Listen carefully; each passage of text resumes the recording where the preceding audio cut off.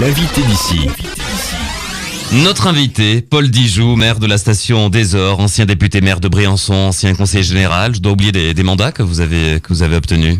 Oh, oui, j'en ai eu beaucoup, mais c'est parce que malheureusement, j'arrive à un âge où tout ça s'est accumulé. Vous avez été aussi ambassadeur de France dans plusieurs pays pendant de longues années. C'est peut-être votre plus beau souvenir dans votre carrière? Oh non, je garde un très très beau souvenir de l'époque où j'étais député des Hautes-Alpes, maire de Briançon et conseiller général d'Embrun. J'étais 20 ans conseiller général d'Embrun et j'y ai fait beaucoup de choses qu'on a oubliées. Le destin, quand on vieillit, c'est que tout ce qu'on a fait lorsqu'on était jeune s'efface et disparaît. Et il faut avoir l'humilité de ne pas en être malheureux. C'est comme ça. Mais c'était une époque passionnante où on a relancé les Hautes-Alpes. Mon plus beau souvenir à cet égard, c'est la création du Parc national des Écrins. Alors, j'allais y venir. Vous êtes celui qui a initié et créé le Parc national des Écrins, qui aujourd'hui fait encore débat. Finalement, il y a toujours un débat autour du Parc national des Écrins. Le débat récent est venu de l'Union patronale, des patrons des Alpes du Sud et des Hautes-Alpes en particulier, qui disaient, bon, c'est bien beau la protection, mais on oublie un petit peu de laisser des possibilités de développement. On oublie un peu la dimension économique de ce projet de Parc national des Écrins dans la charte qui a été validée par une majorité des communes. Alors, je ne parlerai pas de la charte parce que je n'ai pas été associé, que ce serait très long. Mais je partage ce sentiment des responsables économiques. Quand nous avons créé le Parc national des Écrins à l'époque, le but, bien sûr, c'était de faire de la protection de la nature. Et nous avons bien fait de le faire. Ça restera et ça gardera pour les Hautes-Alpes un capital dont on ne peut pas évaluer aujourd'hui la valeur, mais qui est considérable. Par contre, ensuite, ça n'a pas suivi. Et je reste persuadé qu'on peut faire du Parc des Écrins l'élément fédérateur et attractif des Hautes-Alpes. Le Parc des Écrins est très connu, bien plus connu que chacune de nos stations de sport d'hiver, et même que le nom des Hautes-Alpes. Et donc je pense qu'on n'en tire pas assez parti pour notre communication, et il faudrait voir comment cela peut se faire. Et on n'en tire pas non plus assez parti pour le développement local. En particulier, j'ai souhaité, lorsque le parc a été créé, qu'on le mène jusqu'à la Durance. Ça n'était pas l'idée des scientifiques à l'époque, ni des fonctionnaires. Mais comme j'étais membre du gouvernement à l'époque, et ensuite premier président du parc, après avoir été l'un de ceux qui l'ont mis sur les rails, j'ai imposé qu'on fasse aller le parc jusqu'à Embrun, jusqu'à Réalon, jusqu'à Châteauroux. Ce sont des entrées du parc, et ces entrées du parc devraient être considérablement valorisées. Et elles ne gênent en rien le développement éventuel. Au contraire, elles peuvent être un outil considérable. Alors moi aussi, je pense que le Parc des Écrins est arrivé à un moment où l'économie française prenait ses premiers coups. C'était les premières crises pétrolières. Ensuite, pendant 40 ans, la France n'a pas été gérée comme il aurait fallu, toutes tendances politiques confondues. Beaucoup d'erreurs ont été commises. Peu d'efforts ont été faits pour relancer l'économie nationale après cette épreuve. Et il n'y a pas eu assez d'argent, bien sûr, pour que l'État puisse être très actif. Et les Hauts-Alpins sont trop petits pour vraiment tirer un parti complet de ce parc. La collaboration avec l'Isère est sympathique, mais peu étendue. Encore une fois, vraiment, je pense qu'il faut vraiment considérer que le Parc des Écrins, c'est notre principal atout. Les stations de sport d'hiver disparaîtront, le parc restera et sera encore le moyen de faire venir des touristes dans les Hautes-Alpes. Alors aujourd'hui, Paul Dijoux, vous êtes, après cette brillante carrière, donc de ministre, député, maire de Briançon, ambassadeur, etc., comme on l'a évoqué tout à l'heure, maire de la station des Ors. Petite question d'humeur quand même. Est-ce que vous regrettez pas d'avoir re-signé dans la vie publique pour vous remettre, si je puis dire, à ce point-là, les mains dans le cambouis, dans la gestion d'une station où on sait que le mandat de maire est particulièrement compliqué? Ouais, je marque, c'est une bonne question. Mais je l'ai fait pas pour mon plaisir, ni pour en tirer de la vanité, ni par ambition. J'ai accepté après 6 mois de résistance la demande qui m'était faite par le maire des Ors de l'époque, Charles Muller, et par son équipe, et par beaucoup d'autres qui savaient que j'étais relativement disponible à ce moment-là. J'ai accepté d'être maire des Ors parce que j'ai tout de suite vu que la station était en grande difficulté. Et comme je reste profondément attaché à ce canton d'Embrun, qui est mon pays, l'Embrunais, c'est ma terre, c'est mes racines, c'est mes parents, c'est mes ancêtres qui sont enterrés dans le cimetière de Baratier depuis la Révolution. Auparavant, ils étaient à Saint-Sauveur. C'est tout ce que j'y ai fait. C'est les nombreux amis que j'y garde, mais qui sont plutôt jeunes, comme moi. Et c'est tous ces jeunes qui cherchent du travail, qui sont au chômage, parce qu'il y a peu d'activités économiques dans l'Embrunais. Il y a le tourisme, et puis c'est tout. Serponçon, c'est très bien, Serponçon. Et je suis à fond pour que tous nous travaillons au développement de Serponçon. Mais c'est 1 mois et demi d'activité. S'il n'y avait plus les ors dans l'Embrunais, eh bien, l'Embrunais perdrait tous ses emplois. Car ce seraient des saisonniers venus d'ailleurs qui viendraient passer 1 mois et demi pour travailler autour du lac et qui repartiraient. Ce qui crée des emplois dans l'Embrunais, c'est la station de sport d'hiver des Ors. Elle était en difficulté. J'ai accepté de me battre pour la redresser, pour la relancer. J'ai largement réussi. Je ne regrette absolument pas d'avoir fait cette tentative. Elle a été très dure. Il y a eu des moments difficiles. J'ai été peu aidé, en dehors de la région et du conseil général, qui m'ont vraiment aidé. Et bien sûr, je suis un peu triste au moment où je vais partir, de penser que aujourd'hui, eh bien, nous nous sommes battus le dos au mur, une commune de 516 habitants, pour porter une station qui est aujourd'hui la 3e ou la 4e, selon les cas, station de sport d'hiver des Alpes du Sud. Mais je ne regrette pas. Je suis heureux de ce que j'ai fait. Je suis triste de laisser maintenant les Ors et de prendre du recul, mais je pars avec la conscience tranquille parce que je n'abandonne pas les Ors. Je suis sûr que Pierre Vollert, mon ami Pierre Vollert, sera élu maire des Ors, avec toute cette belle équipe qui m'a soutenu, qui m'a aidé, qui a participé pendant 7 ans à cet effort de relance, et il va poursuivre. La tâche commencée, il va faire beaucoup de choses nouvelles, il a beaucoup d'idées, c'est un nouvel élan pour les Ors et je pars heureux de voir que le combat se poursuivra et fermement. Alors comment va cette station des Ors lorsque des exemples sont cités par les autorités, il part de situations difficiles comme celle des Ors. On entendait votre collègue maire d'Embrun dire il y a quelque temps, parce qu'elle est membre du conseil d'administration de la gestion de la station, puisque Embrun pèse 20%, je crois, qu'il fallait cirer les boulons à présent. Est-ce que finalement tout cela n'est pas plus logique qu'il n'y paraît, en disant qu'il a fallu investir et maintenant passer à la phase de gestion? Oui, on dit beaucoup de bêtises à propos des Ors. Le problème des Ors, ça n'est pas la station, c'est la commune. Je vous l'explique très rapidement. La station des Ors, aujourd'hui, c'est devenu un produit très compétitif. Nous avons, dans les sondages qui sont faits par des organismes spécialisés, l'une des plus fortes attirances des stations des Alpes du Sud. Nous sommes la plus connue des stations des Alpes du Sud, aujourd'hui, dans la région méditerranéenne. Et nous avons le meilleur rapport qualité-prix dans les sondages de 40 stations, dont celle des Alpes du Sud. C'est-à-dire qu'aujourd'hui, nous avons aux Ors réussi à relancer la station autour du ski. Nous avons beaucoup aménagé le domaine skiable sans faire d'investissement somptuaire parce que nous n'avions pas d'argent et que nous étions déjà endettés et qu'il y avait de lourds rattrapages à assumer. Nous avons fait de la diversification, nous avons donné une autre image aux Ors, nous avons parié sur l'ambiance à l'accueil, l'ambiance d'animation, le bonheur d'être là ensemble, rapprocher des êtres humains.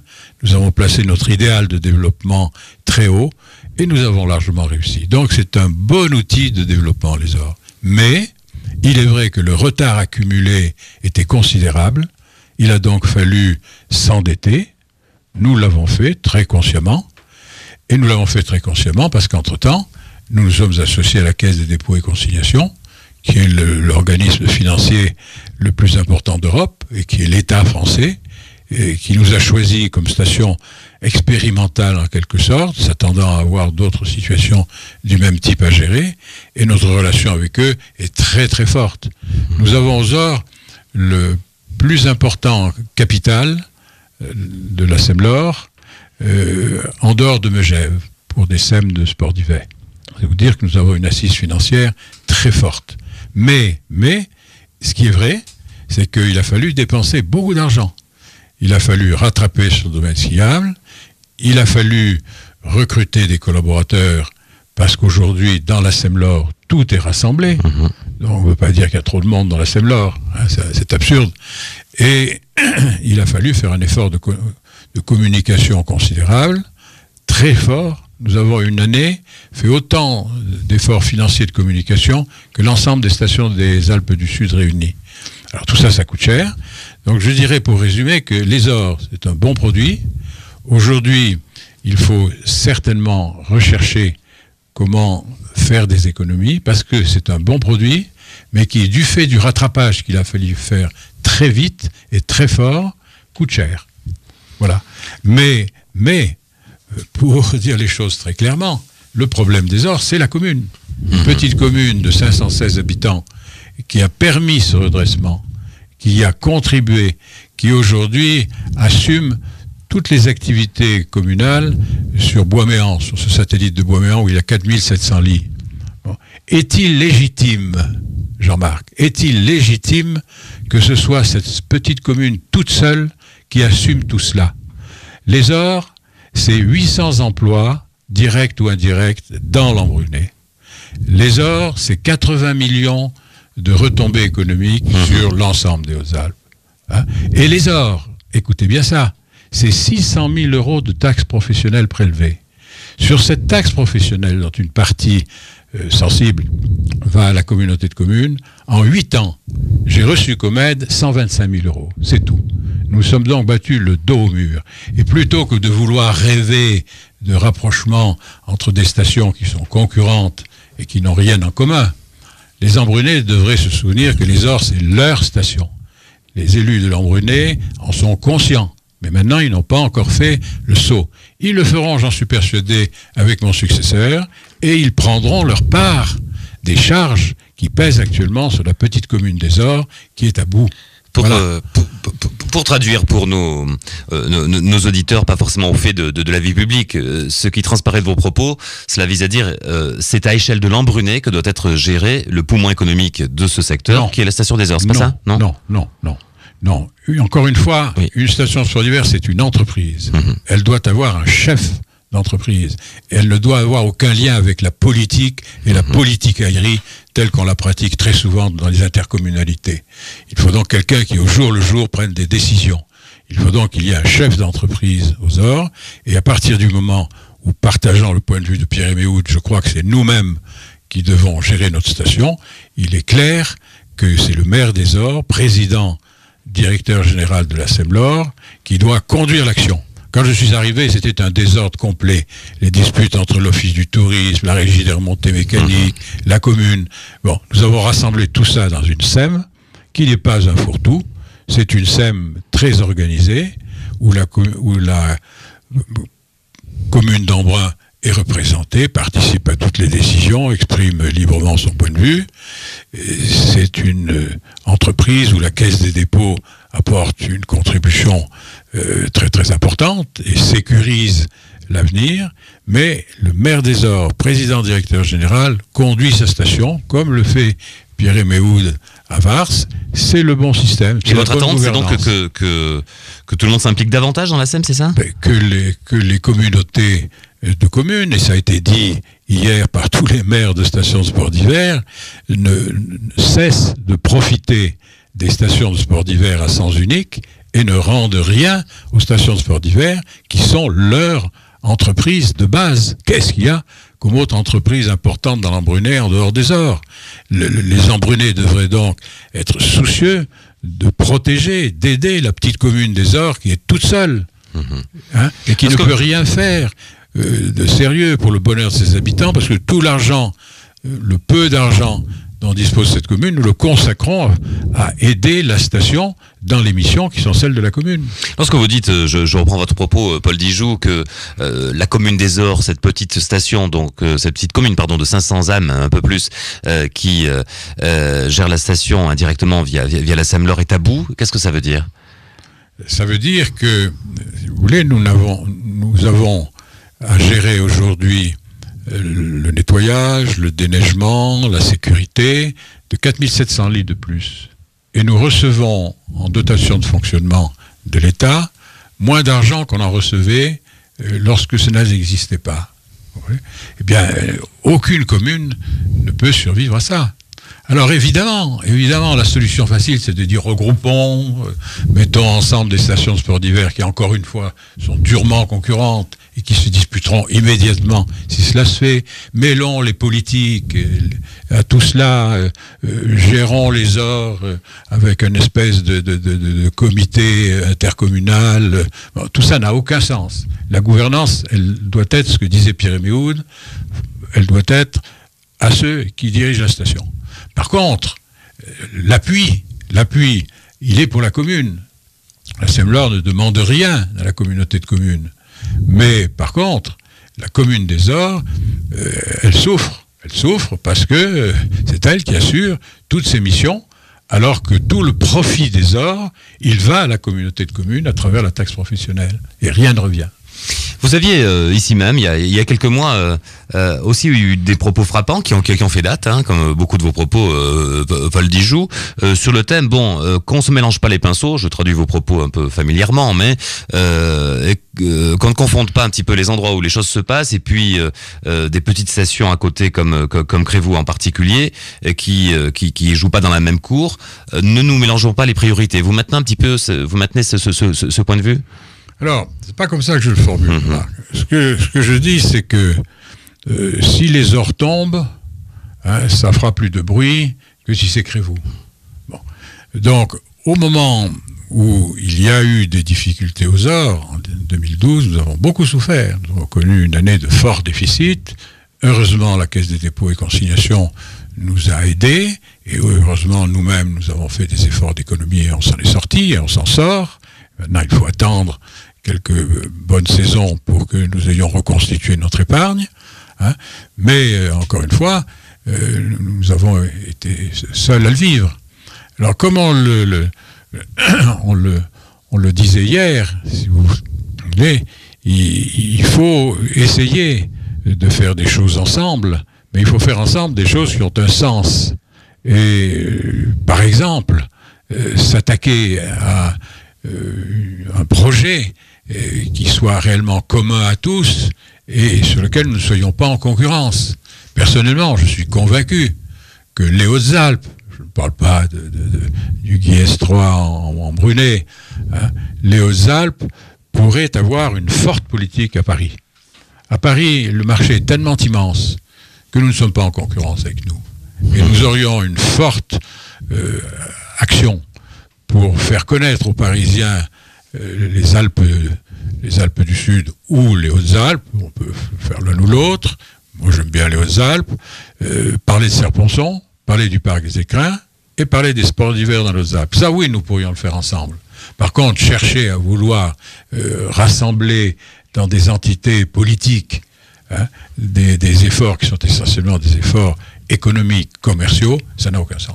Alors on va du coup pas réécouter la question que vous a posée hier Pierre Méhoud, puisque vous avez répondu par anticipation. En revanche, je vous proposais de poser une question à celui que nous recevrons demain, Auguste Truffem, vous le connaissez évidemment, le maire de Laragne, qui a été pendant un mandat président du Conseil général également. Quelle question pouvez-vous lui adresser ? Écoutez, je voudrais d'abord dire que tout ce que je vous ai dit, Jean-Marc, peut paraître sévère, peut paraître dur, ça ne l'est pas. Parce que l'amitié profonde, l'affection profonde, je la porte à tous ces maires de l'Embrunet, hein, qui ne m'ont pas beaucoup aidé, mais à qui, je l'ai dit récemment, je conserve une très grande affection. Et il est certain que Mme Méhoud en est la première. Donc, ce que j'ai dit, ce ne sont pas des reproches, ce sont des inquiétudes. Et si j'en parle un peu durement, c'est parce que je souhaite que les ors deviennent une des priorités de la communauté de communes. Pas pour la gérer, elle est bien gérée, mais pour aider la commune qui, elle, souffre. Vous voyez ? Et tous ces élus, ce sont mes amis, et je leur reste fidèle, et je leur resterai fidèle quand je serai parti. C'est vrai d'Auguste Truffem, puisque vous me posez la question. Auguste, nous nous connaissons depuis très, très longtemps. et je lui porte une profonde amitié. Ils n'ont pas toujours fait les mêmes choix politiques, encore que tout le monde évolue. Il n'y a que les imbéciles qui n'évoluent pas, et moi-même, ma vision du monde a beaucoup évolué depuis quelque temps, depuis que j'ai voyagé, depuis que j'ai vu d'autres pays. Je ne ferai plus les choses que j'ai faites, sans doute, en tout cas pas toutes, de la même façon aujourd'hui. Auguste, malgré ce qui a pu quelquefois faire que nous ne soyons pas dans le même camp... Dont les sénatoriales. Oui, mais ça ne nous a pas brouillé, pas plus que les sénatoriales ont mis une ombre entre Pierre Bernard Raymond et moi. Il faut savoir que nous sommes restés amis et que ce moment est passé. Chacun a fait ce qu'il croyait devoir faire. Je croyais devoir le faire, je l'ai fait, mais je n'ai aucune amertume de tout cela et je garde à tous une très très grande amitié. Eh bien Auguste, particulièrement. Auguste d'abord parce qu'il est un de ceux qui nous ont aidés aux ORS. Lorsqu'il était président du Conseil général, nous avons reçu à l'unanimité du Conseil général une aide pour pouvoir développer des activités communales de belle ampleur. Et je lui en suis très reconnaissant. Et la question que je voudrais lui poser est toute simple. Elle est, s'il me garde la même amitié, quand viendra-t-il me voir aux ORS, où je serai heureux de l'accueillir? Voilà, et promettez-nous le maître des skis. Ce serait bien de voir Auguste sur les skis à la station des ORS. Il y a une tradition, je l'ai gardée pour la fin volontairement, dans ce rendez-vous de la mi-journée, Paul Dijoux, pour vous particulièrement. On présente un miroir à nos invités pour qu'ils nous disent un petit peu ce qu'ils y voient spontanément, un petit peu ce qui leur vient à l'esprit. Qu'est-ce qui vous vient à l'esprit au regard de ce parcours assez incroyable politique et de responsabilité publique que vous avez eu? Le temps qui est passé. Et je le vois dans le miroir, bien sûr, mais je le vois aussi dans les réunions où je participe. Autrefois, j'étais le plus jeune dans les réunions. J'ai présidé des réunions où je n'avais pas 30 ans. Et puis aujourd'hui, je suis le plus vieux. Et le temps est passé, je crois qu'il faut l'admettre, le reconnaître. Mais je vois aussi dans le miroir un homme déterminé à faire encore quelque chose.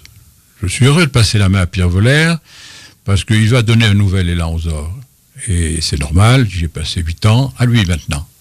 Mais je ferai autre chose. Je ne sais pas encore quoi, mais je me sens encore capable de me battre pour une grande cause, pour mon idéal. Je ne sais pas si je le ferai pour les Walpins. Ils m'ont fait comprendre que je vais passer mon temps. Ils ont des situations politiques compliquées, difficiles. Je leur garde toute mon affection, mais je vais chercher ailleurs. Je vais voir. Je crois que j'ai encore quelque chose à donner comme homme. Le miroir me le laisse entendre, mais peut-être que je me trompe. Merci Paul Dijoux d'avoir passé ce moment avec nous. Merci encore.